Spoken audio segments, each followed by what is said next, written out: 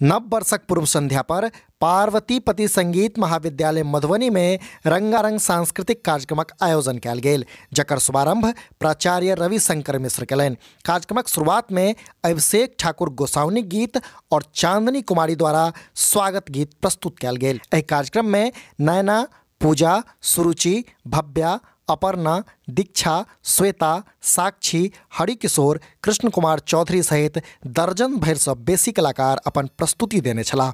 ओतहि विशिष्ट कलाकार के रूप में गौरव कुमार ठाकुर, भोलेनाथ झा और ललन सिंहक उपस्थिति कार्यक्रम के रमणीय बना देने छल। अंत में आशुतोष मिश्रा अपन प्रस्तुति दऽ कार्यक्रम के समापन कयलनि।